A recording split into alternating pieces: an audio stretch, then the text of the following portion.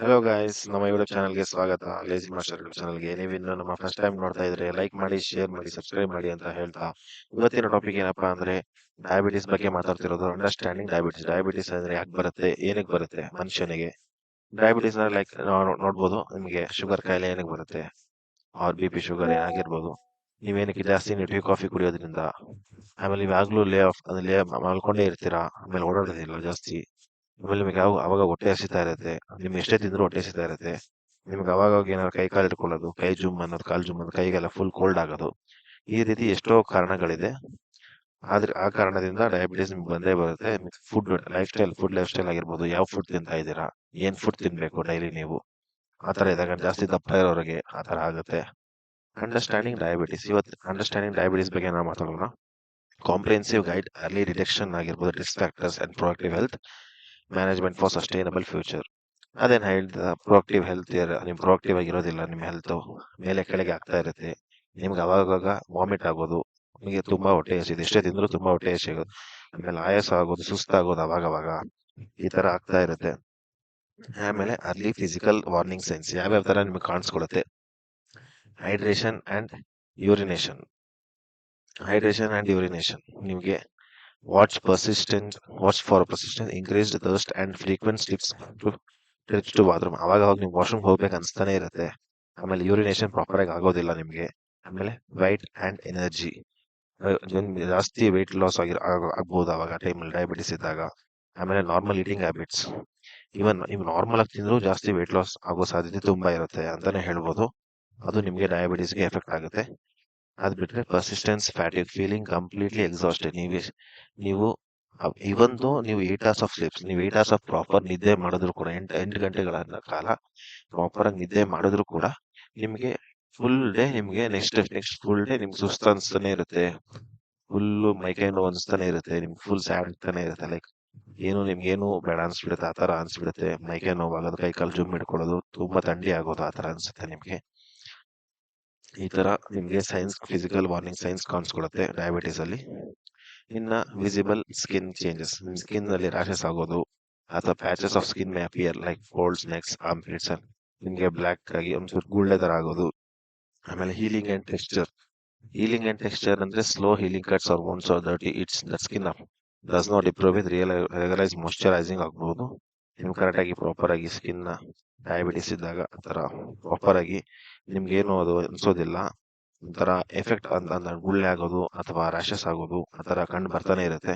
ಆಮೇಲೆ ಕೈ ಜುಮ್ ಆಗೋದು, ಆಮೇಲೆ ನರಗಳು ವೀಕ್ ಆಗೋದು, ಈ ತರ ಎಲ್ಲ ಸೈನ್ಸ್ ಕಾಣಿಸ್ಕೊಳುತ್ತೆ. ಅದನ್ನ ನಾವು ಹುಷಾರಾಗಿರ್ಬೇಕು.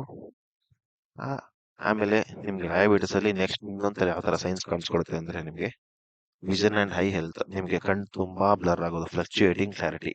ನಿಮ್ಗೆ ಹತ್ರದಲ್ಲಿರೋದು ದೂರದಲ್ಲಿರೋ ತರ ಕಾಣುತ್ತೆ. ಬ್ಲರ್ಡ್ ಫಲ್ ಕಣ್ ತುಂಬಾ ಬ್ಲರ್ ಆಗಿ ಕಾಣಿಸ್ಬಿಡುತ್ತೆ. ನೀಟಾಗಿ ಒಂದು ಆಬ್ಜೆಕ್ಟ್ ನೀಟಾಗಿ ಕಾಣಿಸಿದ್ರು ಕೂಡ ನಮ್ಗೆ ಫುಲ್ ಬ್ಲರ್ ಆಗಿ ಕಾಣಿಸುತ್ತೆ. ಅಲ್ವೇ ಅಲ್ವಾ ಆ ತರ ಕಾಣಿಸುತ್ತೆ. ಆಮೇಲೆ light sensitivity, you may experience increase difficulty focusing. ಒಂದು ಆಬ್ಜೆಕ್ಟ್ ಮೇಲೆ ನಾವು ಫೋಕಸ್ ಮಾಡೋದಕ್ಕಾಗಲ್ಲ, ಲೈಟ್ ಆಗಿ ಕಾಣಿಸುತ್ತೆ, ತುಂಬಾ ಲೈಟ್ ಆಗಿ ಬ್ರೈಟ್ ಆಗಿ ಕಾಣಿಸುತ್ತೆ ನಮಗೆ, ಅದು ಪ್ರಾಪರ್ ಆಗಿ. ಆಮೇಲೆ ಎಸ್, ಆ ತರ ಸೈನ್ಸ್ ಆ ತರ ನಿಮ್ಗೆ ಕಂಡು ಬರುತ್ತೆ. ಈ ತರ ಇದ್ರೆ ನಿಮ್ಗೆ ಡಯಾಬಿಟಿಸ್ ಇನಿಷಿಯಲ್ ಸ್ಟೇಜ್ ಅಲ್ಲಿ ಇದೆ ಅಂತ ಅರ್ಥ, ತಿಳ್ಕೊಬೇಕು ನೀವು ಆಗ. ಅದ್ರ ನೆಕ್ಸ್ಟ್ ಯಾವ ತರ ಕಾಣಿಸ್ಕೊಳುತ್ತೆ ಅಂದ್ರೆ digestive and aptitude indicators, persistent hunger, feeling constantly hungry, ಅದೇ ಯಾವಾಗ್ಲೂ ಹೊಟ್ಟೆ ಹಸಿತಾನೆ ಇರುತ್ತೆ. ಆಫ್ಟರ್ ಕನ್ಸ್ಯೂಮಿಂಗ್ ಫುಲ್, ನೀವು ಊಟ ಮಾಡಿದ್ರು ಸಹ ಹೊಟ್ಟೆ ನಿಮಗೆ ಹಸಿತಾನೆ ಇರುತ್ತೆ. ಆಮೇಲೆ unusual cravings, intense cravings of sweet or high carbonate foods. ಅದೇ ನೀವು ರೋಡ್ ಸೈಡ್ ಫುಡ್ಸ್ ತಿಂತೀರಾ, ರೋಡ್ ಸೈಡ್ ಫುಡ್ಸು ಅಷ್ಟು ಹೆಲ್ದಿ ಅಲ್ಲ, ಮನೇಲೆ ಮಾಡ್ಕೊಂಡು ತಿನ್ನೋದು ತುಂಬಾ ಬೆಟರ್, ಉತ್ತಮ. ಆಮೇಲೆ ರೈಸ್ ಕಮ್ಮಿ ತಿನ್ಬೇಕಾಗುತ್ತೆ. ಇದಕ್ಕೆ ಏನ್ ಸೊಲ್ಯೂಷನ್ಸ್ ಅಂದ್ರೆ, ತುಂಬಾ ರೈಸ್ ಕಮ್ಮಿ ತಿನ್ನಿ, ಚಪಾತಿ ತಿನ್ನಿ, ಅಂಡ್ ಸೊಪ್ಪು, ತರಕಾರಿ, ಪಲ್ಯಗಳು ತಿನ್ನಿ ಜಾಸ್ತಿ. ಇದರಿಂದ ನಿಮ್ಗೆ ಸಾಲ್ವ್ ಆಗುತ್ತೆ ಡಯಾಬಿಟಿಸ್. ಆಮೇಲೆ ನೌಸಿಯಾ, ಆಮೇಲೆ ಫ್ರೀಕ್ವೆಂಟ್ ಫೀಲಿಂಗ್ ಸಿಕ್ನೆಸ್, ಆಮೇಲೆ ವಾಮಿಟ್ ಆಗೋದು. ನಿಮ್ಗೆ ಸೈನ್ಸ್ ಯಾವ ತರ ಕಾಣಿಸ್ಕೊಳುತ್ತೆ ಅಂದ್ರೆ, ಇನಿಷಿಯಲ್ ಸ್ಟೇಜ್ ಅಲ್ಲಿ ಡಯಾಬಿಟಿಸ್ಗೆ ನೀವು ವಾಮಿಟ್ ಆಗೋದು ಅವಾಗವಾಗ, ಆಮೇಲೆ ವಾಶ್ರೂಮ್ ಅರ್ಜೆಂಟ್ ಆಗೋದು, ಆ ತರ ಎಲ್ಲ ನಿಮ್ಗೆ ಕಾಣಿಸ್ಕೊಳ್ಳುತ್ತೆ. ಹುಷಾರಾಗಿರ್ಬೇಕಾಗುತ್ತೆ. ಆಮೇಲೆ ನಿಮ್ ಡೈಲಿ ಲೈಫ್ ಸ್ಟೈಲ್ ಆಗಿರ್ಬೋದು, ಆಮೇಲೆ daily walking, regular walking, exercise ಮಾಡೋದು ಅವೆಲ್ಲ ಮಾಡಿದ್ರೆ, ಫುಡ್ ಕಂಟ್ರೋಲ್ ಅಲ್ಲಿ ಇದ್ರೆ ಪಕ್ಕ ಚೇಂಜಸ್ ಕಾಣಿಸ್ಬೋದು. ನಿಮ್ಗೆ ಡಯಾಬಿಟಿಸ್ ಕಮ್ಮಿ ಆಗುತ್ತೆ ಅವಾಗ. Nerve and circulation symptoms, extremely, nerve ಅಂದ್ರೆ ನರಗಳು ಬಿಟ್ಕೊಳ್ಳೋದು, ನಿಮ್ಗೆ ಕೈ ಕಾಲು ನಡಗೋದು, ಆ ತರ ಎಲ್ಲ ಆಗುತ್ತೆ. Pins and needle sensation, neurotherapy. Tingles and numbness fingers ಆಗಿರ್ಬೋದು, ಆ ಥರ ಎಲ್ಲ ನರಗಳು ನಿಮಗೆ ಪ್ರಾಬ್ಲಮ್ ಆಗುತ್ತೆ. ಆದ್ರಿಂದ ಹುಷಾರಾಗಿರ್ಬೇಕು. ಟೆಂಪರೇಚರ್ ಶಿಫ್ಟ್, ಟೆಂಪರೇಚರ್ ತುಂಬ ಚಳಿ ವಿಂಟರ್ ಸೀಸನ್ ಅಲ್ಲಿ ಬಂತು ನಿಮ್ಗೆ ಆಗೋದಿಲ್ಲ. ಆಲ್ಮೋಸ್ಟ್ ನಿಮ್ ಕೈ ಕಾಲೆಲ್ಲ ಫುಲ್ಲು ಜುಮ್ ಅನ್ಸ್ಬಿಡುತ್ತೆ. ಆಮೇಲೆ ವಾರ್ಮ್ ಎನ್ವಿರಾನ್ಮೆಂಟ್ಸ್ ಆಗಿರ್ಬೋದು, ಕೋಲ್ಡ್ ಹ್ಯಾಂಡ್ಸ್ ಲೆಗ್ಸ್ ಆಗಿರ್ಬೋದು, ಫೀಟ್ ಆಗಿರ್ಬೋದು, ತುಂಬಾ ಕೋಲ್ಡ್, ತುಂಬಾ ಚಳಿ ಅನ್ಸ್ಬಿಡುತ್ತೆ. ಅವಾಗ ನರಗಳು ತುಂಬಾ ವೀಕ್ ಆಗ್ಬಿಡುತ್ತೆ ಅವಾಗ. ಆದ್ರಿಂದ ಹುಷಾರಾಗಿ ಎಚ್ಚೆತ್ತುಕೊಳ್ಬೇಕು ನೀವು. ಈ ತರ ಎಲ್ಲ ರಿಸ್ಕ್ ಫ್ಯಾಕ್ಟರ್ಸ್ ಇದೆ. ನೀವು ಅಂಡರ್ಸ್ಟ್ಯಾಂಡಿಂಗ್ ನೆಕ್ಸ್ಟ್ ನೋಡೋದಾದ್ರೆ understanding the risk factors, biology and genetics, family history and genetics predisposition plays a significant role. ಅದೇ genetics like various lifestyle ಅಲ್ಲಿ ನಿಮಗೆ ಡೈರೆಕ್ಟ್ ಲೈಕ್ ಅವಾಗ ಡೈಲಿ ಲೈಫ್ ಸ್ಟೈಲ್ ಅಲ್ಲಿ ನಿಮ್ಗೆ ಚೇಂಜಸ್ ಮಾಡ್ಕೊಳ್ಳೋದು, ಲೈಕ್ ಡೈಲಿ ವಾಕಿಂಗ್ ಹೋಗೋದು, gym ಮಾಡೋದು, exercise ಮಾಡೋದು, ಅವೆಲ್ಲ ಆಕ್ಟಿವಿಟೀಸ್ ಮಾಡಲೇಬೇಕು. ಆದ್ರಿಂದ ಮಾಡೋದ್ರಿಂದ ಸ್ವಲ್ಪ ಅಲ್ಲ ಬಾಡಿ ಮೇಲೆ ಲೈಕ್ ಪ್ರೆಷರು ಕಮ್ಮಿ ಆಗುತ್ತೆ. ಆಮೇಲೆ ಆಕ್ಟಿವ್ ಆಗಿ ಇರ್ತೀರಾ. ಆಮೇಲೆ ನ್ಯೂಟ್ರಿಷನಲ್ ಹ್ಯಾಬಿಟ್ಸ್ ಏನೇನಿದೆ ಅವೆಲ್ಲ ತಗೊಳ್ಳೋದು. ಆಮೇಲೆ ಬ್ಯಾಕ್ಗ್ರೌಂಡ್ಸ್ ಅಲ್ಲಿ like livelihood developing atmosphere conditions, ಆವಾಗ ಹ್ಯಾಪಿ ಆಗಿರ್ಬೋದು ಅಂತಾನೆ ಹೇಳ್ಬೋದು.